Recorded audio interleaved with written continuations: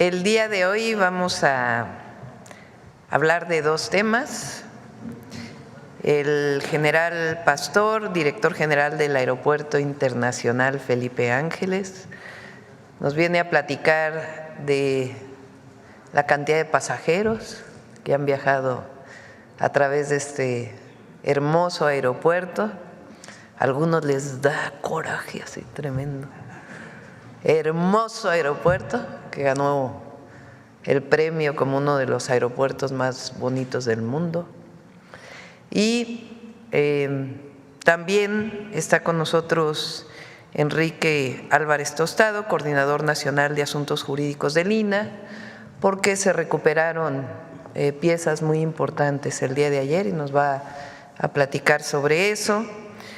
Y bueno, de una vez lo comento. Al rato vamos a Chihuahua el día de hoy para hacer entrega, que es algo muy hermoso realmente, símbolo de lo que representa la transformación en México. Vamos a entregar un decreto de resarcimiento, restitución y titulación de 1,485 hectáreas de tierras como propiedad comunal tradicional. Esta característica de propiedad comunal tradicional se desprende de la reforma al segundo constitucional de reconocimiento de los pueblos como sujetos de derecho, pueblos originarios, a favor de la comunidad indígena de Huasachique, perteneciente al pueblo rarámuri. Ese es uno de los decretos que vamos a entregar. Es una historia de despojo, la historia de Chihuahua, de despojo a los pueblos originarios, y por primera vez hay entrega de tierras al pueblo rarámuri. Y el otro decreto, por el que se titula la superficie de 693 hectáreas de tierras como propiedad comunal tradicional a favor de la comunidad indígena de Bosques de San Elías Repechique, perteneciente también al pueblo rarámuri, en la Sierra Tarahumara. Vamos a ir a la Sierra Tarahumara a entregar estos títulos de propiedad y es parte de la continuidad que estamos dando a los planes de justicia. Bueno, vamos al informe del Aeropuerto Internacional Felipe Ángeles. Adelante, general. Con su permiso, señora presidenta. Buenos días a las distinguidas y distinguidos representantes de los medios masivos de información.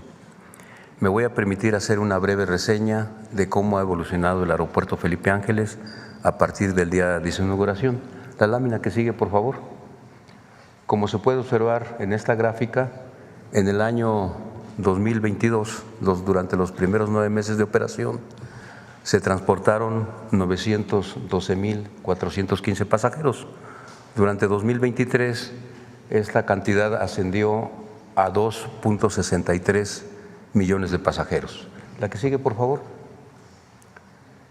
Durante este año 2024 tenemos un dato importante que es el pico máximo que hemos tenido durante los primeros 11 meses del año, destacando que en noviembre se han transportado 624,883 pasajeros. Esto posesiona al aeropuerto Felipe Ángeles como el aeropuerto número 6 de los 80 que existen en el sistema aeroportuario mexicano. Y es importante mencionar que vamos nosotros a cerrar este año con más de 6,2 millones de pasajeros. La que sigue, por favor. Iniciamos operaciones el 21 de marzo de 2022 con 6 rutas. Teníamos Tijuana, Cancún, Guadalajara, Monterrey, Mérida y Villahermosa. Y como pueden ustedes observar en esta lámina, son 37 destinos nacionales con los que ya estamos operando, donde están las principales ciudades de negocios de este país y también los principales destinos turísticos. La que sigue, por favor.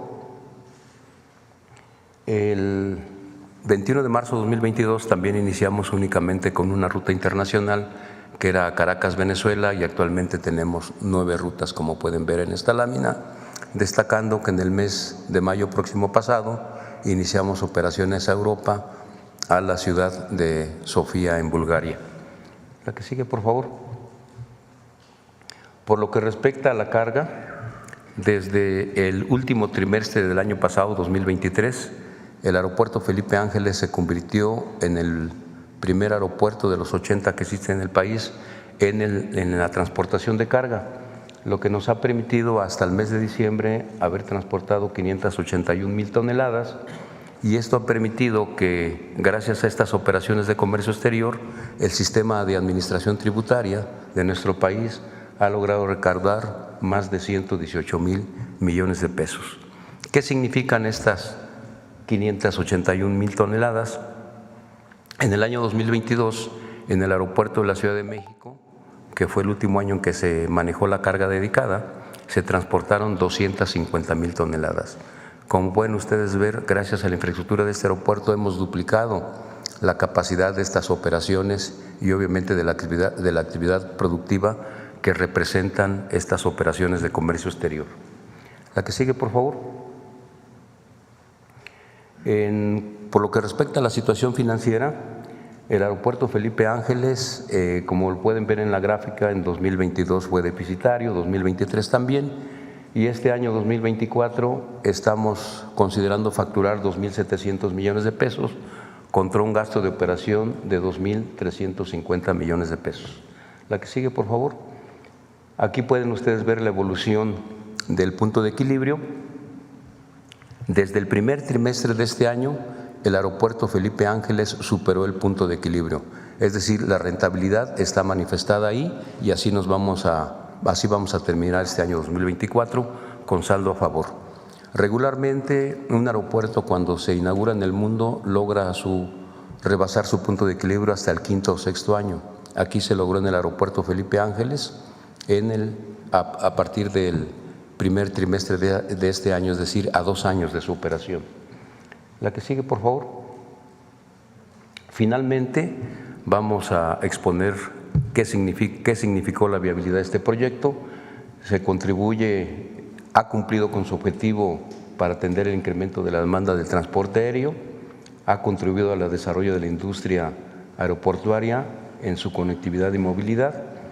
Se han generado más de 17,400 empleos directos y más de 150,000 indirectos alrededor del polígono aeroportuario. En tan solo 2 años se ha superado el punto de equilibrio y brinda servicios de calidad, seguridad y oportunidad. Están cordialmente invitados a conocer su aeropuerto, como ya lo ha expresado la señora Presidenta de México, es un aeropuerto de todos los mexicanos. Muchísimas gracias. A continuación, para cerrar, es un video.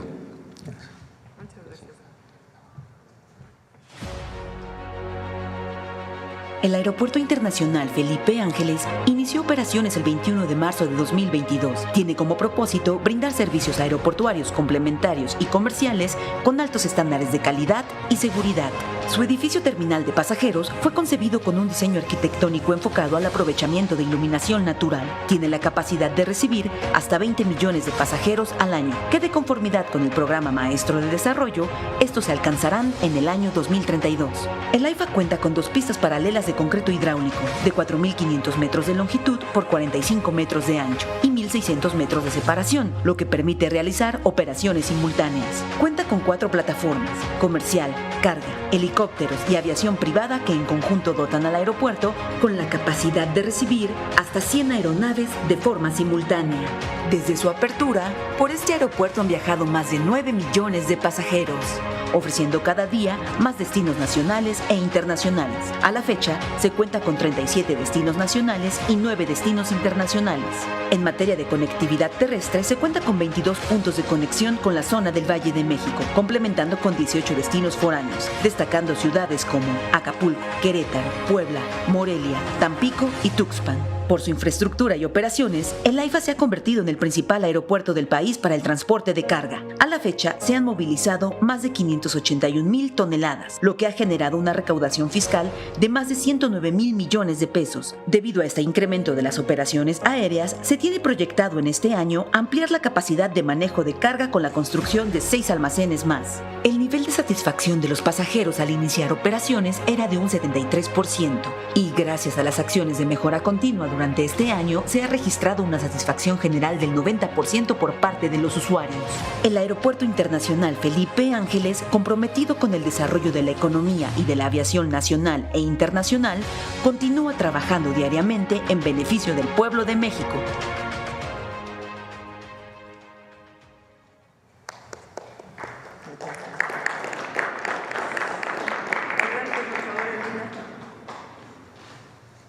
Con su permiso, Presidenta, muchas gracias. Muy buenos días a todas y a todos. Es un gusto y un honor estar con ustedes el día de hoy para compartir esta información. Vengo en representación del antropólogo Diego Prieto Hernández, director general del Instituto Nacional de Antropología e Historia. Como ustedes saben, uno de los grandes recursos que tiene nuestra nación es su patrimonio cultural.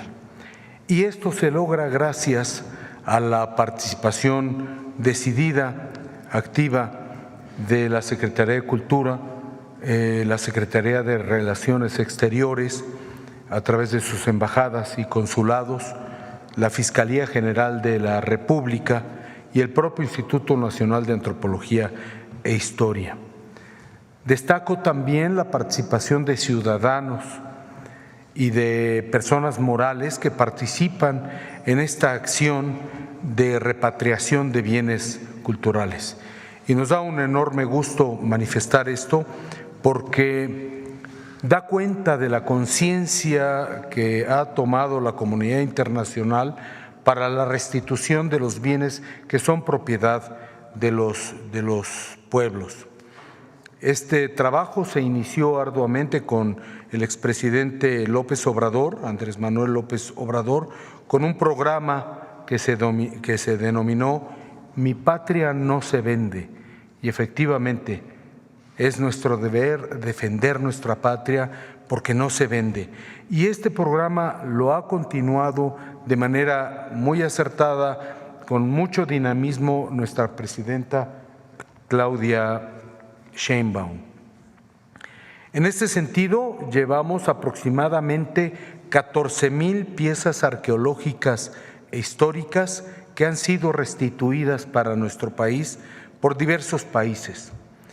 Adicionalmente de la expresión voluntaria de las personas físicas y morales, también el Instituto, en coordinación con la Secretaría de Cultura, Relaciones Exteriores y la Fiscalía General de la República, lleva a cabo diversas acciones jurisdiccionales, inclusive de denuncias de carácter penal, para contar con el imperio de la ley y buscar esta repatriación de bienes culturales. Estos bienes culturales han provenido de distintos continentes de América, de distintos países, Argentina, Guatemala, también de Europa. Europa ha participado muy activamente con nosotros y es una de las repatriaciones más recientes que en un momento comentaré. Del continente de Oceanía igualmente ha habido acciones de restitución de bienes arqueológicas. Debo destacar la participación y la intervención de los especialistas en materia de arqueología e historia del Instituto Nacional de Antropología, que gracias a ellos se logra la identificación, datación y restauración de los bienes que son recuperados. En este sentido, el 18 de diciembre del presente año se llevó a cabo una ceremonia de restitución vía remota con el subsecretario de Estado del Ministerio de Relaciones Exteriores y de Cooperación Internacional de Italia en ceremonia en la cual se logró la restitución de 101 piezas arqueológicas que fueron aseguradas en diversos operativos con la participación del Grupo Carabinieri de tutela del patrimonio cultural, con quienes tenemos una relación ya de muchos años. Es una relación no solamente de participación activa en la incautación de estos bienes, sino también académica. Tenemos varios cursos que hemos compartido con los Carabinieri, han venido a México, ha habido algunos especialistas que han asistido a Italia a compartir nuestros conocimientos, que son de una gran riqueza. Igualmente, en este ejercicio de restitución podemos señalar los 594 exvotos religiosos que fueron recuperados recientemente y más de 70 piezas arqueológicas que se suman a este ejercicio junto con el gobierno italiano. El 11 de diciembre también hubo una restitución muy importante. Se recuperó un bien histórico, una imagen que es la representación de Santa Rosa de Lima, que fue robada desde el año 2007 y gracias al ejercicio de cooperación se logró su recuperación. Se acaba de recibir, decía el 11 de diciembre, en condiciones de maltrato, le faltaba un brazo, está en este momento en un proceso de restauración en la Coordinación Nacional de Conservación del Patrimonio Cultural, que depende del INAH. Esta figura religiosa proviene del estado de Hidalgo y estamos en el proceso de restauración para determinar en qué museo se puede exhibir o bien conversar con la comunidad para determinar cuál será el destino de esta importante pieza religiosa. También se suman 6 piezas arqueológicas que fueron restituidas por la Embajada de Estados Unidos en México. Estamos en proceso de recibir 600 piezas más, estamos en pláticas y en acciones también legales y de convencimiento con algunas otras naciones y particulares para que se lleve a cabo esta restitución. Las figurillas que se recuperaron, los bienes arqueológicos que se recuperaron, son básicamente manufacturadas en cerámica y tienen formas humanoides o humanas y formas también de animales. Está en proceso esta investigación sobre estas piezas porque todavía no llegan a México. Sin embargo, hemos solicitado fotografías de alta resolución para determinar su procedencia. Este es un problema que enfrentamos los mexicanos, que da cuenta precisamente del profundo daño que se causa con el expolio, con el robo de bienes arqueológicos, que es la descontextualización de estos bienes. Una vez que son extraídos del lugar en donde se encuentran, se pierde información valiosísima que es muy difícil de recuperar. No obstante ello, se están haciendo esfuerzos muy importantes para que logremos la identificación de estos bienes, su ubicación, su localización y su datación. Hasta este momento se tiene como dato de su antigüedad entre 900 años antes de Cristo y el siglo XVI. La variedad de estas 101 piezas es múltiple. Como decíamos, están manufacturadas en cerámica y provienen, de acuerdo a los primeros análisis que se han realizado, del altiplano central, del occidente de México, de Oaxaca, del Golfo de México, y algunas, tal parece que provienen también de la cultura maya. También estos bienes tienen como propósito el ayudar y consolidar esta cohesión social que es muy importante en este momento y que nuestra presidenta ha señalado en diversas ocasiones. de tal manera que estos bienes han sido exhibidos en algunos de los museos de la red de museos del Instituto Nacional de Antropología. Algunos de los nombres de estas exposiciones son La Grandeza de México y Un halo de esplendor, repatriación y conservación de bienes culturales mexicanos. Señora Presidenta, muchas gracias. Pues ahora sí pasamos a las preguntas. Acá. ¿Qué tal? Muy buenos días a todos y a todas. Juan Hernández de Hierro Basta, Tabasco hoy, Campeche hoy y Quintana Roo hoy, de Grupo Cantón. Sí me gustaría de los dos temas, en este caso primero del aeropuerto y después de lo que es la recuperación arqueológica.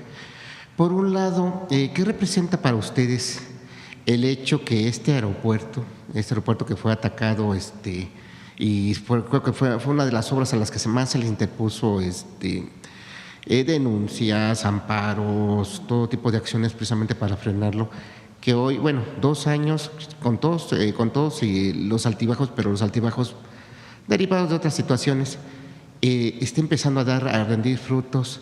Realmente ustedes ya cuando piensan que ya esté ya al 100% ya bien conectado ya todo, precisamente para que se demuestre realmente la visión de largo plazo que se tuvo sobre esta obra, y que bueno, de alguna manera también demostrar que lo que iba a hacer lo que se iba a hacer en Texcoco, pues que realmente iba a ser una obra que tarde o temprano iba pues a terminar por hundirse. Y en el caso de lo que es la recuperación de piezas arqueológicas, ¿qué países ustedes han visto que han tenido mayor recepción, que realmente han querido cooperar? Porque pues ahí veíamos el caso de España, en donde pues sí había ciertas resistencias, pero vaya, no es en general, pero sí que sí ha habido esa recepción de recuperar y de devolver parte de lo que saquearon de aquí de México. Sería esa mi primera pregunta. Sí. General, ¿quiere platicar hacia adelante todos los planes? Sí. Muchas gracias, con su permiso nuevamente. La Secretaría de la Defensa Nacional tuvo esa responsabilidad de habérsele asignado el proyecto primero para que se construyera el Felipe Ángeles en 2 años con 5 meses. Es un estudio de caso. Difícilmente en el mundo tenemos un antecedente en el que un aeropuerto se haya construido en ese tiempo y con ese presupuesto que fue de 75,000 millones de pesos. 19,000 promedio para la ciudad militar para demoler y construir nuevamente la base aérea, instalaciones militares y los museos con los que actualmente contamos, y 56,000 millones de pesos promedio para el aeropuerto. El Programa Maestro de Desarrollo, que es un documento mandatorio ante la Agencia Federal de Aviación Civil para que opere un aeropuerto, establece que en el año 2032 vamos a llegar a los 20 millones de pasajeros, con la evolución que ustedes vieron hace un momento. Consideramos que si mantenemos ese nivel de incremento en pasajeros y de carga, esto va a ocurrir 3 años antes quizá, es decir, en el año 2028-2029, especialmente con el apoyo de la señora Presidenta, estaremos desdoblando la terminal como un espejo para pasar de 20 a 40 millones de pasajeros. Este es un proyecto estratégico que está planeado hasta el año 2050, en donde estamos considerando que podríamos llegar a transportar por ese polígono aeroportuario hasta 100 millones de pasajeros. Si ahorita somos el 8º aeropuerto de los 80 que existen en el país, perdón, el 6º de los 80 que existen, seguramente en el mediano plazo estaremos ocupando el 3er lugar y en el largo plazo será el principal aeropuerto en el Valle de México y del sistema aeroportuario mexicano y de América Latina.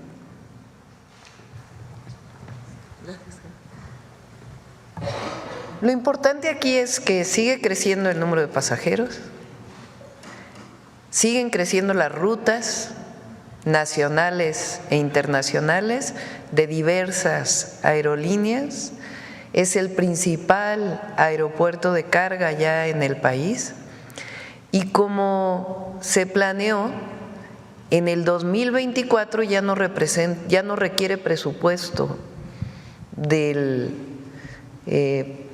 presupuesto de la Federación para poderse mantener y operar, sino que ya es no solamente sustentable, sino que además tiene ingresos adicionales. Entonces, todos aquellos que apostaban a lo contrario, pues esta es la mejor demostración de que fue lo mejor que se pudo haber hecho. Con el adicional, y además qué bueno que lo pones así, el aeropuerto de Texcoco, o el que llamaban el internacional de la Ciudad de México, que ni en la Ciudad de México iba a estar, se hubiera hundido, tal cual, en términos económicos y en términos físicos, porque es una zona de hundimientos. Y hoy tenemos el Parque Ecológico del Valle de Texcoco, del lago de Texcoco, que además vamos a potenciar todavía más, que es el parque más grande que hay en la zona metropolitana del Valle de México. Entonces, es una visión distinta. En los gobiernos del pasado, pues era la visión del negocio por el negocio en manos privadas. Y ahora, pues la visión es que es un aeropuerto del pueblo de México y de la nación, y que da perspectiva de futuro, no solamente para el propio aeropuerto, sino para la zona. Ahí en esa zona estamos pensando en uno de los polos de bienestar, con, ya lo vamos a informar en su momento, con cierta orientación, porque vamos a aprovechar las ventajas competitivas del AIFA como aeropuerto de carga. Entonces, es una muy buena noticia. Y en cuanto sobre el tema de… Muchas gracias. Con todo gusto. En general, consideramos que ha habido una muy importante participación del conjunto de países en el mundo.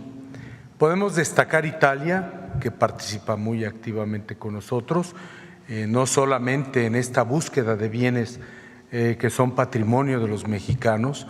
Estados Unidos ha cooperado con nosotros, Perú ha cooperado con nosotros, y yo creo que esto es consecuencia del fortalecimiento de la imagen de nuestro país y de los mexicanos, lo cual, como ha señalado nuestra presidenta insistentemente, y de lo cual nos debemos de sentir profundamente orgullosos, somos una gran nación, y la recuperación de estos bienes contribuye sólidamente a esta imagen tan positiva que estamos generando y que está encabezando nuestra presidenta. Seguiremos contribuyendo en estas acciones. Decía hace un momento nuestra presidenta que va a Chihuahua para la restitución de algunas tierras. Nosotros también estamos colaborando en estas acciones porque necesitamos que esto se consolide, y es fundamental la recuperación de la imagen y el fortalecimiento de nuestros pueblos originarios. Estamos trabajando muy fuertemente junto con usted, presidente. ¿Tiene un aproximado de cuánto es el valor, no sé, se puede decir el valor económico de lo que se ha venido recuperando hasta la fecha? Bueno, en el comercio sí se les otorga un valor. Para nosotros no tienen valor. De hecho, nuestra propia legislación establece que son bienes alejados del comercio totalmente, porque entonces perderían ese sentido cultural que nos da sentido de dónde venimos, en dónde estamos parados y hacia dónde vamos. El camino que ha tomado hoy nuestro país considero que es el camino de la recuperación de nuestra gran nación. Entonces, establecer un monto no casa pues con los propósitos del gobierno federal. Se desvirtuaría lo que estaría diciendo entonces. Así es. Muchas gracias. Gracias, presidenta. Y rápidamente, una segunda pregunta, doctora. Disculpe, presidenta. Tercera.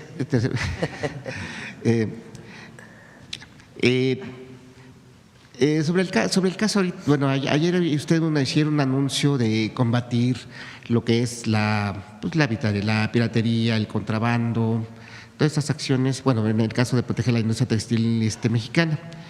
Hoy lo voy a trasladar un poquito más a la Ciudad de México.